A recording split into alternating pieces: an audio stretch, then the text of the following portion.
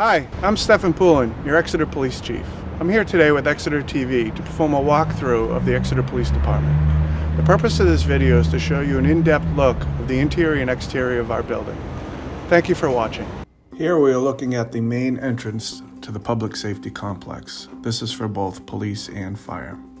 Our closest public parking consists of 2 spaces and 1 handicap space. The adjacent lot on the corner of Court and Bow Streets usually fills with employee vehicles and vehicles of employees from the professional buildings across the street. On this particular day, the fire department were conducting training in the lot as well. The long crosswalk and lack of curbing makes this area a candidate for improvements. As you walk into the lobby for both police and fire, you will be greeted at the window by an employee of the police department. The area is small and lacks the ability to speak with people in private. Therefore, we had to use a closet off of the lobby as a makeshift interview room. As you can see, this is not an ideal room for this purpose. Security upgrades have been performed per the recent CPSM study to address some of the issues outlined in the report. Our dispatch center handles calls for both police and fire, as well as incoming 911 calls. Here we can see that there is room for 2 dispatchers and a supervisor. Our dispatch center is staffed 24 hours a day, 7 days a week, and sometimes there is only 1 dispatcher working. This is the dispatcher bathroom, which is a converted old computer closet. There is no sink in this bathroom. Our server room was also an addition built into our rear parking lot. This holds all of the town's server equipment. The sergeant's office is configured in an irregularly long shape. It is where roll calls take place, and there is seating room for approximately 4 officers. Often, our officers are standing in the doorway and hallway for a briefing. These are our squad areas where officers will come in to type a report or make phone calls. Here we are looking at another converted closet. This is where we store some of our evidence supplies and radio batteries. Our record storage is near capacity. We also utilize an off-site area for more records retention. This is a look at our temporary evidence intake storage area. We are limited to some small lockers. Our holding cells are for temporary detentions of adults. Best practices call for solid walls and doors, no bars. During our filming, bicycles which were evidence of a string of crimes were locked up and had to be stored in some of our cells.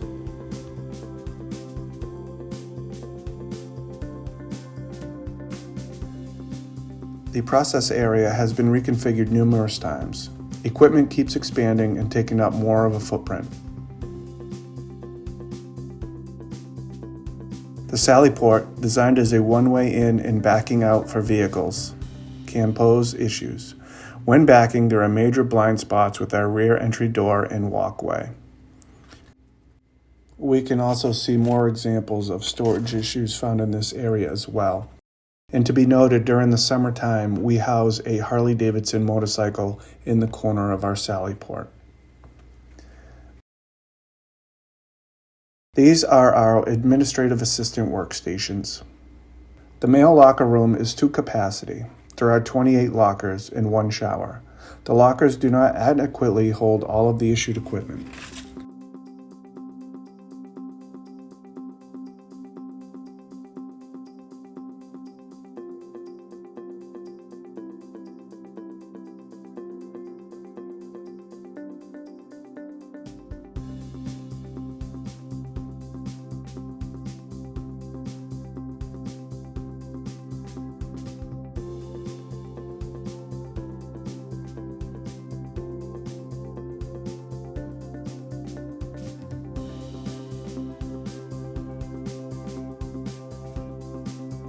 The female locker room is very small and only houses 5 lockers. There is no bench or place to sit.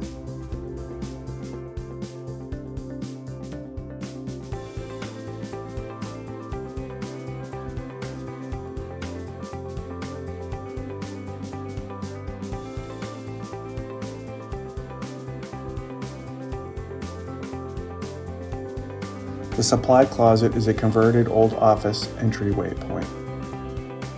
The detective area is set up with 4 workstations.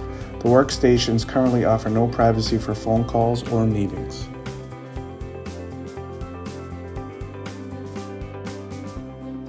This portion of the office has no heat, and the floor was actually built over the lobby in an effort to gain more room.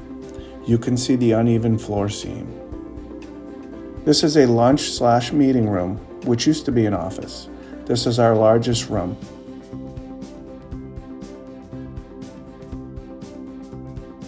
This is the kitchen for the police department. It is a closet converted into a kitchen.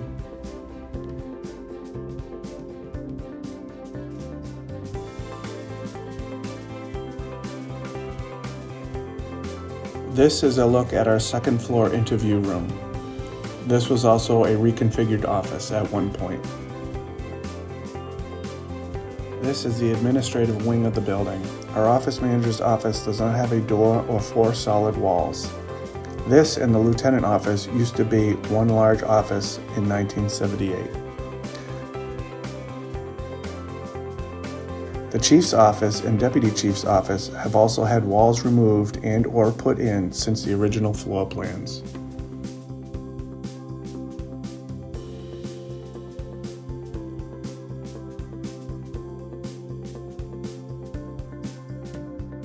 We have 2 narrow stairwells, and they are the only access points to get to the second floor of the building.